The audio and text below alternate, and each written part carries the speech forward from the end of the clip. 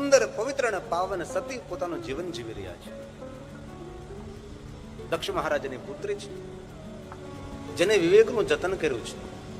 અને જે માણસ વિવેકને સંભાળી લે છે, દુનિયામાં તેને માન સન્માન બહુમાન મળે છે. યુવાન પુત્રી સતી માતા વીરણીને કહે છે, માં તું તો જાણે છે ને મહાદેવની હું પરમ ભક્ત છું. માં મારે મહાદેવને મળવું છે, આપ મને માર્ગદર્શન કરો, હું શું કરું? માતા વીરણી કહે છે, પુત્રી સતી હું જાણું છું તું મહાદેવની પરમ ભક્ત છે. બાલ્યાવસ્થાથી ભગવાન શિવની આપ ભક્તિ કરો છો. ભગવાન મહાદેવને મળવા માટે ભગવાન મહાદેવ જેવું તપ કરવું પડે. ઘનઘોર જંગલ હિમાલય પહાડોની કંદરામાં જઈને ભગવાન શિવનું આરાધન કરો. આપના પિતાની આજ્ઞા મેળવો. દક્ષ પુત્રી સતી પિતાની કહે છે, પિતાજીને કહે છે કે ભગવાન શિવને મળવા માટે ઘનઘોર જંગલમાં તપ કરવા જાઓ છો. માતા પિતાએ કોઈ પણ પ્રશ્નોત્તરી કર્યા વગર પોતાના પુત્રી સતીને ભગવાન શિવનું આરાધન કરવા માટે છૂટ આપી છે. અને સતી પોતાની યુવાવસ્થાની અંદર તપ કરવા માટે તૈયાર થાય છે. નગરના ડાયા અને સજ્જન ને પાવન ને પવિત્ર માણસો બધા સતીને મળવા આવે છે અને કહે છે કે અમે સાંભળ્યું છે કે આપ યુવાવસ્થામાં તપ કરવા જઈ રહ્યા છો. નગરના માણસોએ સતીનો જય જયકાર કર્યો છે.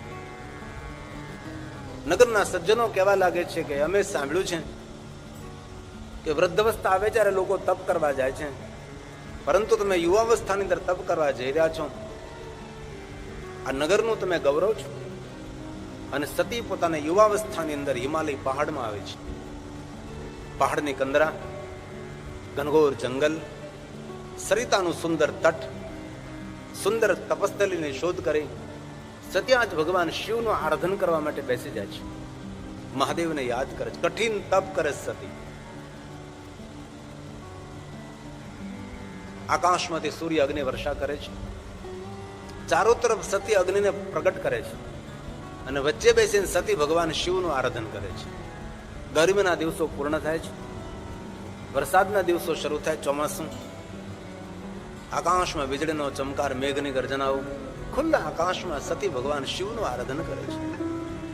વરસાદના દિવસો પૂર્ણ થાય છે, ઠંડીના દિવસોનો પ્રારંભ થાય ને ઠંડા જળમાં ઉભા રહીને સતી ભગવાન શિવનું આરાધન કરે છે. તેથી માક્ષર માસ એ શિવ સાધનાનો મહિનો છે. એવું નથી કે પવિત્ર શ્રાવણ માસ 12 માસમાં ભગવાન શિવની સાધના કરી શકાય, 12 મહિનામાં ભગવાન મહાદેવની ઉપાસના કરી શકાય છે. માક્ષર માસમાં સતીએ ભગવાન શિવનું કઠિન આરાધન કર્યું હતું. તેથી ક્યારે અવસર મળે તો માક્ષર માસની અંદર પંચાક્ષર મંત્રનું 5 લાખ મંત્ર અનુષ્ઠાન કરવું જોઈએ. પંચાક્ષર મંત્રના 5 લાખ મંત્ર જાપ કરવા જોઈએ. જીવનમાં ક્યારે અવસર મળે તો માક્ષર માસ એ શિવ સાધનનો મહિનો છે. માક્ષર માસની શુક્લ પક્ષની 6મી તિથિ કાર્તિક સ્વામીના પ્રાગટ્યનો દિવસ છે. માક્ષર માસ આદ્રા નક્ષત્ર ભગવાન શિવજીના જ્યોતિર્લિંગ પ્રાગટ્યનો દિવસ છે. એ દિન ભગવાન મહાદેવજી જ્યોતિ સ્વરૂપ ભગવાન શિવ પ્રગટ થયા હતા. જ્યોતિ સ્વરૂપે ભગવાન શિવની ઉપસ્થિતિ થઈ હતી. બ્રહ્મા અને વિષ્ણુની વચ્ચે ભગવાન અગ્નિસ્તંભ સ્વરૂપે પ્રગટ થયા હતા. તે સમયનું નામ છે માક્ષર માસ આદ્રા નક્ષત્ર. જે માણસ માક્ષર માસ આદ્રા નક્ષત્રના દિવસે ભગવાન શિવની પૂજા કરે છે અથવા દીપમાલા પ્રજ્વલિત કરે છે, તેને 100 મહાશિવરાત્રિનું પુણ્ય પ્રાપ્ત થાય છે. તેથી આદ્ર નક્ષત્ર માક્ષર માસનો અદ્ભુત મહિમા છે. અયોધ્યા દાસે શિવ ચાલીસાનું ગાન કર્યું તો માક્ષર માસનો ઉલ્લેખ કર્યો છે. આ મહિનો મહાદેવની સાધનાનો મહિનો છે. જે કાર્તિક માસ પૂર્ણ થાય છે અને કાર્તિક માસ પછી માક્ષર માસનો પ્રારંભ થાય છે, એ સંપૂર્ણ મહિનો ભગવાન શિવની ઉપાસનાનો મહિનો છે.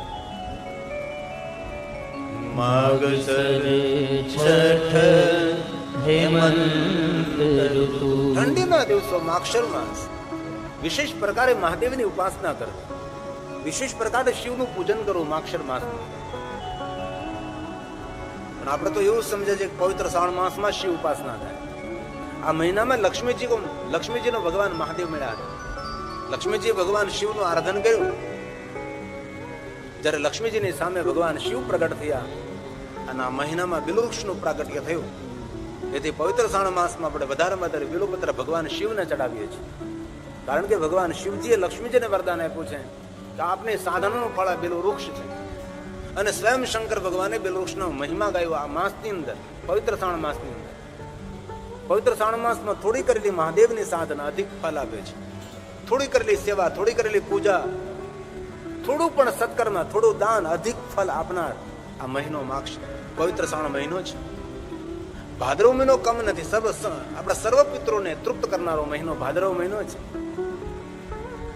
ભગવાન શિવની સાધના વિશેષ પ્રકારે માક્ષર માસમાં, પવિત્ર શ્રાવણ માસમાં અને ભાદો માસની અંદર. અને પવિત્ર શ્રાવણ માસ પૂર્ણ થશે. ભાદો માસની શુક્લ પક્ષની તીજ, તેને કેવડા ત્રીજ કહેવાય છે. કેતકી તીજ, હર્તિકા તીજ. એ દિવસે ભગવાન શિવજીએ કેવડાના પુષ્પને વરદાન આપ્યું હતું કે આખું વર્ષ તારો હું સ્વીકાર નહીં કરું, પરંતુ ભાદરવા મહિનાની પહેલી ત્રીજ એ તારા નામથી ઓળખાશે. તેથી આ પવિત્ર શ્રાવણ માસ પૂર્ણ થાય અને ભાદરવા મહિનાની જે પહેલી ત્રીજ આવે, શુક્લ પક્ષની ત્રીજ આવે છે, એ ત્રીજને કેવડા ત્રીજ આપણે કહીએ છીએ. વિશેષ પ્રકારે કેવડા ત્રીજનું ભગવાન શિવનું પૂજન કરવું. અને કેવડા ત્રીજનું વ્રત બહેનોને જ કરાય એવું નથી, ભાઈઓને પણ કેવડા ત્રીજનું વ્રત કરાય છે. કઈ રીતે વ્રત કરવું? તો કે દિવસના 12 વાગ્યા પહેલા કેવડાનું પુષ્પ મહાદેવને ચડાવવું. થઈ શકે તો ઉપવાસ કરવો, ન થઈ શકે તો એક સમય ભોજન કરવું, પણ કેવડા ત્રીજનું વ્રત કરવું. જે માણસ કેવડા ત્રીજનું વ્રત કરે તેનું જીવન સુગંધી બને છે, તેનું જીવન પ્રતિષ્ઠાથી ભરેલું ભરપૂર બને છે, તેમની કામના મનોકામના પૂર્ણ થાય છે. તેથી કેવડા ત્રીજનો બહુ જ મહિમા છે. આ ભાદરવો મહિનો શરૂ થશે, હમણાં શ્રાવણ માસ પૂર્ણ થશે, કાલ જન્માષ્ટમી પૂર્ણ થઈ, આજે 9મી શરૂઆત થઈ ગઈ.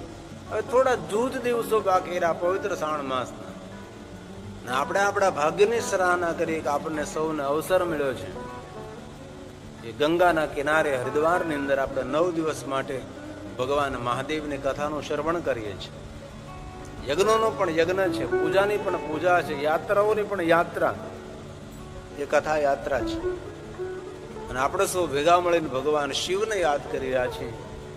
અને શ્રી માળી સમાજ કચ્છ આદિપુર દ્વારા આ કથાનું સુંદર આયોજન થયું છે. અને આપ સૌએ સમય પણ આપ્યો, સંપત્તિ પણ આપી અને યોગદાન આપીને સુંદર દિવ્ય કથાને દીપાવી રહ્યા છો. અને આપ સૌની ઉપસ્થિતિ એ કથાની શોભા છે, કથાની દિવ્યતા છે.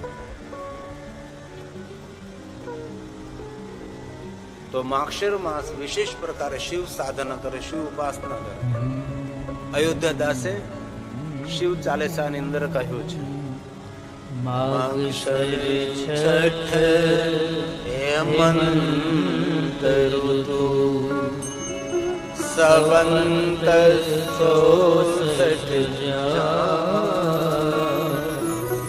સ્તુતિ ચાલીસા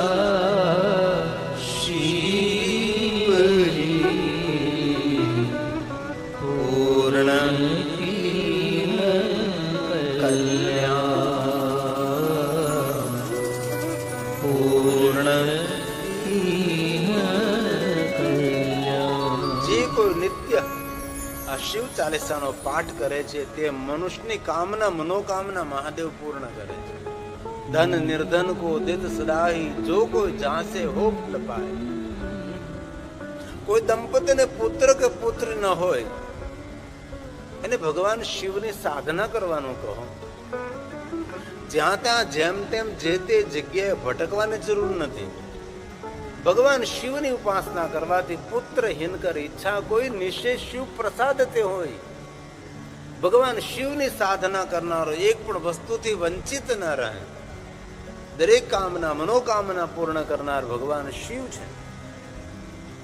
તેથી વિશેષ પ્રકારે શિવ સાધના મનુષ્ય માત્ર પોતાના કલ્યાણ માટે, પોતાના હિત માટે, પોતાના સર્વ મંગલ માટે મહાદેવની સાધના કરવી છે. કાંઈ ન થઈ શકે તો હાલતા ચાલતા બેસતા ઉઠતા ખાતા પીતા ઊંઘતા જાગતા પંચાક્ષર મંત્રનો જાપ કરો. પવિત્ર અવસ્થામાં અપવિત્ર અવસ્થામાં પ્રણવદી સંયુક્તમ જપે પંચાક્ષરમ. પ્રણવ અકાર ઉકાર મકાર તેને પ્રણવ કહેવાય છે. ઓમકાર બિંદુ સંયુક્તમ નિત્યમ ધ્યાયંતિ યોગિનમ કામદમ મોક્ષદમ ચેવમ ઓમકારાય નમો નમઃ. આપણો કોઈ પણ મંત્ર હોય, ઓમ વગર એ મંત્ર અધૂરો છે. ઓમથી મંત્રની પૂર્ણતા થાય છે. તેથી નમઃ શિવાય, નમઃ શિવાય, નમઃ શિવાય એ પંચાક્ષર છે. ઓમ નમઃ શિવાય, ઓમ નમઃ શિવાય એ ષડક્ષર છે. અને જે કઈ પ્રશ્નો હોય ને શિવપુરાણને વાંચી લેવો હતો. વક્તાઓ અલગ અલગ અલગ મતાંતર બતાવ્યા કરે ને શ્રોતાઓ બધા ભ્રમિત થતા રહે છે. કાલે કોઈ વક્તા કહેતા હતા કે તો ગુરુમુખી હોય એને જ ઓમ નમઃ શિવાય બોલે. હવે શિવ મહાપુરાણમાં સ્પષ્ટ કહ્યું છે કે આ ઓમ નમઃ શિવાય મંત્ર શિવના મુખમાંથી પ્રગટ થયેલો છે, સર્વભૌમ છે, દરેક માનવ માત્ર માટે કલ્યાણકારી છે, હંમેશા સુખદ ફળ આપવા માટે ટેવાયેલો આ મંત્ર છે. સ્વયં શિવજીના મુખમાંથી જે મંત્ર પ્રગટ થયો હોય, હવે ક્યાં ગુરુમુખ? મહાદેવ જેવો સદગુરુ કોણ? શિવ જગત ગુરુ થોડા છે? શિવ તો ત્રિભુવન ગુરુ છે. દેવતાઓના ગુરુ બૃહસ્પતિ છે, બૃહસ્પતિના ગુરુ તો ભગવાન શિવ છે. અનેક વક્તાઓનું અધ્યયન નહીં, શિવ મહાપુરાણ ગ્રંથમાં વાંચન નહીં, અને લોકોને એટલા ભ્રમિત કરે છે. અરે ઓમ નમઃ શિવાય મંત્ર તો સર્વ માટે, સર્વ અસુર બધા ઓમ નમઃ શિવાય મંત્રનો જાપ કરે છે.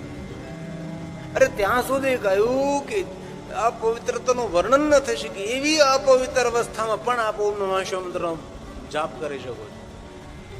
કોઈ પણ કાયિક, વાચિક, માનસિક આપને જે ઠીક લાગે એ રીતે.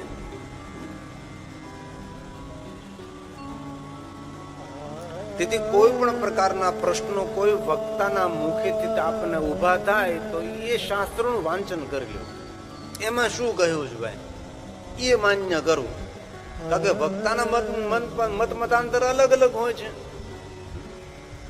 આજે ઘણા શ્રીમદ ભાગવતાચાર્ય શિવ કથા કરે છે, પૂર્ણ અધ્યયન ન હોય, પૂર્ણ સંશોધન ન હોય, એમનો વિશેષ શ્રીમદ ભાગવત કથા છે. અને શિવ કથા કરવા લાગે તો એટલો મોટો પુરાણ ક્યારે ભણવું? મને 20 વર્ષ વયા ગયા ભણતા હજી બાકી છે ભણવાનું. કેટલા વર્ષોથી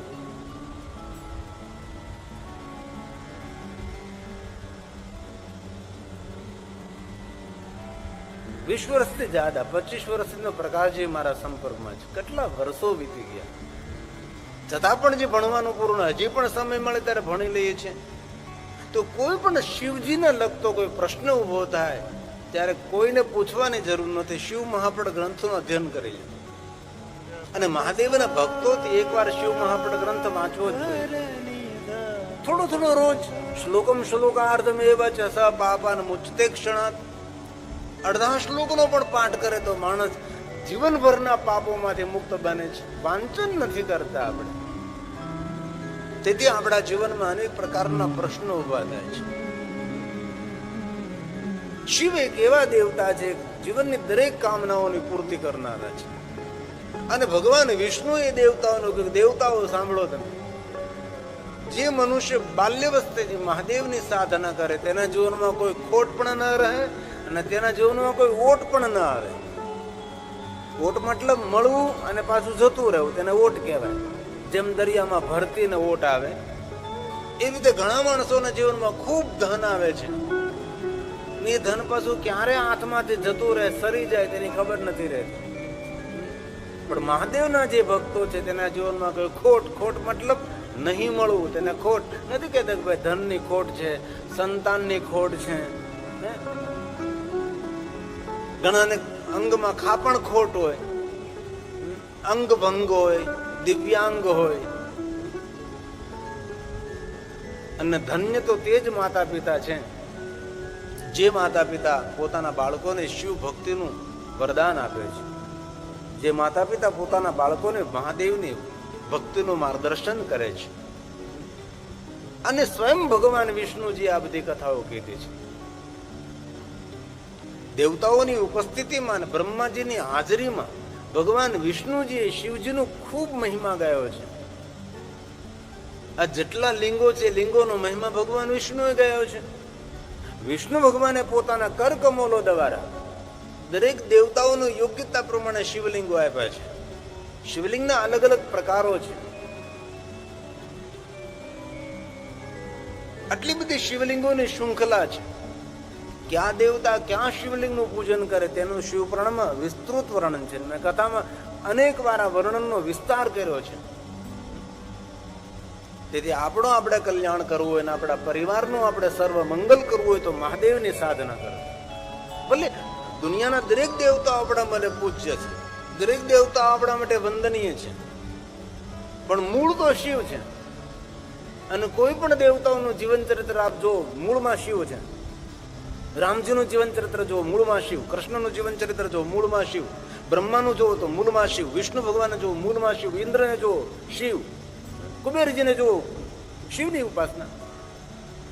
અરે સુર અસુરનો દેવતા ભગવાન શિવ છે.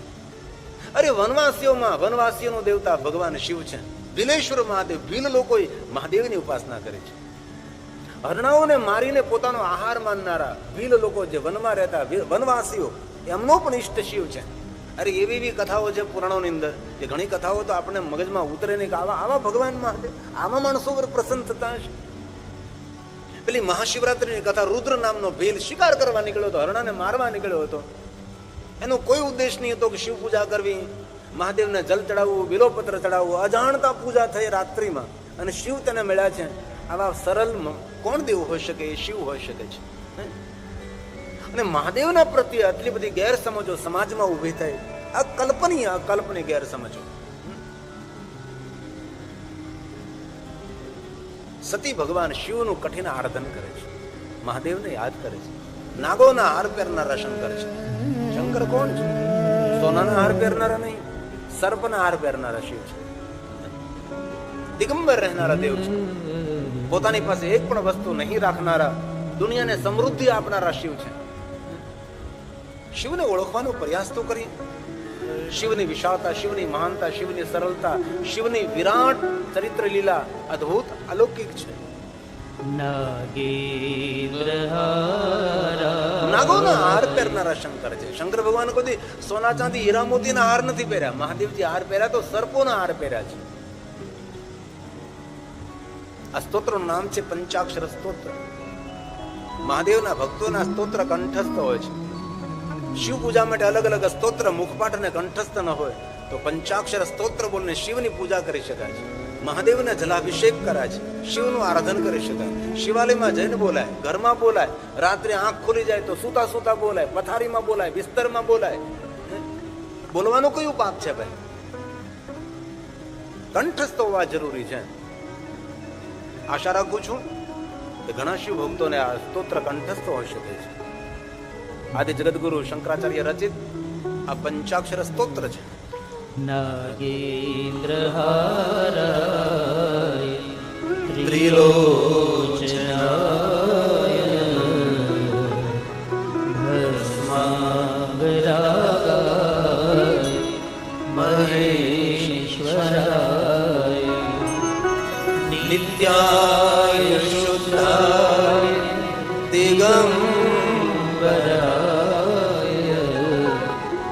તસ્મૈ નકારાય નમઃ શિવાય તસ્મૈ નકારાય નમઃ શિવાય. નિત્ય શુદ્ધ રહેનારા દેવ છે. નિત્ય શુદ્ધ કોણ રહી શકે? ગંગામાં સ્નાન કરે તે, રોજ પવિત્રાકરણ કરે તે. નિત્ય શુદ્ધ કોણ? જે દિગંબર છે એ નિત્ય શુદ્ધ છે. દિગંબર કોણ? જે કપડા નથી પહેરતો તે. દુનિયામાં ઘણા માણસો કપડા નથી પહેરતા, આપણે તેને શુદ્ધ કહી શકીએ નહીં. દિગંબર શબ્દનો સીધો અર્થ થાય છે કપડા નહીં પહેરવા. દિશા જેમના વસ્ત્રો છે તેને દિગંબર કહેવાય છે. પણ દિગંબર શબ્દનો ગર્ભિત અર્થ કર્યો છે. દિગંબર શબ્દનો અર્થ થાય છે જેવો માણસ અંદર છે એવો જ માણસ બહાર છે, કપટ રહિત. આગળ કહ્યું ને નવધા ભક્તિમાં, હરિનું ભજન કરો પણ કપટ તજીને ભજન કરો. હાથમાં માળા હોય, હૃદયમાં કપટ ભરેલું હોય છે. કપટ તજી કરવું. ભગવાન શિવના જીવનમાં તમે જો કોઈ જગ્યાએ ભગવાન શિવજી કપટ નથી કર્યું. સોથી કપટ રહિત મહાદેવ છે. ભગતિ મમ ગુણ ગાવૈ મમ ગુણ ગાવા કપટ પ્રજી. કપટ તજી ગાય કપટ તજી ખોટ કપટથી ભરેલો માણસ કોઈ પણ ક્ષેત્રમાં સફળ ન થઈ શકે. એ ટુ ઝેડ કોઈ પણ ક્ષેત્ર, રાજકીય ક્ષેત્ર હોય, સામાજિક ક્ષેત્ર હોય, વેપાર ક્ષેત્ર હોય કે ઔદ્યોગિક ક્ષેત્ર હોય કે ધાર્મિક ક્ષેત્ર હોય, જે માણસના હૃદયમાં કપટ ભરેલું છે એ માણસ કોઈથી પૂજ્ય ન બની શકે, એ માણસ કભી આદરણીય ન બની શકે, એ માણસ કોઈથી સમાજને આપનારો ન બની શકે. શિવજીનું જીવન કપટ રહિત છે. કોઈ એક કથા તો કોઈ મને દેખાડે કે ભગવાન શંકરજી કોઈ સાથે કપટ કર્યું. મહાદેવ સાથે બહુ ખેલ કર્યા લોકોએ, પણ શંકર ભગવાને કોઈ દિવસ કોઈની સામે કપટ ન કર્યું. કપટ રહિત જીવન, પટ રહિત જીવન. શિવાલયમાં કોઈ પટ નહીં, પટ મતલબ પડદો. શિવાલયમાં કોઈ પટ નહીં ને શંકરના જીવનમાં કોઈ કપટ નહીં, અને મહાદેવના જીવન ચરિત્રમાં કોઈની ખટપટ નહીં. અને આપણે તો બીજો ધંધો જ નથી કરતા. આની વાત અહીંયા પહોંચાડીએ, આની વાત અહીંયા પહોંચાડીએ, આની વાત અહીંયા પહોંચાડીએ, એનાથી ઉપર આપણે ઉઠી શકતા નથી. ભગવાન શંકરની પાસેથી શું શીખવાનું છે આપણે? ભગવાન શંકરની પાસેથી જીવન જીવતા શીખવાડવાનું છે. શંકર ભગવાન આ દુનિયાના મોટા મોટા મોટિવેશન છે, જેની પાસે સોના ચાંદી હીરા મોતી નથી તો પણ દેવતાઓ જેમને નિરંતર પ્રણામ કરે છે. જેની પાસે શ્વેતાંબર પિતાંબર વાઘંબર પહેરનારો કોઈ મૂલ્યવાન વસ્ત્ર શિવજીના અંગ પર નથી તો પણ શિવ મહાન કેમ છે? શિવ ગુણોનો ભંડાર છે. દુનિયાનો એક પણ દુર્ગુણ ભગવાન શિવજીના જીવન ચરિત્રમાં આપણે શોધી ન શકીએ. ભલે લોકોએ વાતો કરી ગાંજો ધતુરો, એ તો બધી ખોટી વાતો છે. એ કથા તો દેખાડો ગાંજા ધતુરાની ભાઈ. લોકો મહાશિવરાત્રિના દિવસે ભાંગ પીવે એ મૂર્ખ લોકો છે. ક્યાં શિવ મહાપ્રાણ ગ્રંથમાં કહ્યું કે મહાશિવરાત્રિના દિવસે માદક દ્રવ્યનું સેવન કરવું? શિવનું ચરિત્ર, શિવનું જીવન ચરિત્ર, શિવનો સંદેશ ઉજ્જવળ સંદેશ છે. જેના ચરણોમાં વિશ્વના દેવતાઓ મસ્તક ઝુકાવતા, જેના ચરણોમાં સપ્ત ઋષિ જગતના ઋષિઓ મસ્તક ઝુકાવતા હોય, જેના ચરણોમાં રામ અને કૃષ્ણ નિરંતર મસ્તક ઝુકાવતા હોય, નમામી નમામી રામજી નિરંતર બોલતા હોય, તો શિવ કેટલા મહાન હોઈ શકે છે? પણ શિવની સાચી વાત સમાજ સુધી પહોંચી નહીં, તેથી સમાજમાં શિવ પ્રત્યે વિપરીત સ્થિતિ નિર્માણ થઈ. એ શિવ છે. આ સ્તોત્રનું નામ છે પંચાક્ષર સ્તોત્ર. મંદાકિની સલિલ ચંદન ચર્ચિતાય નંદીશ્વર પ્રમથનાથ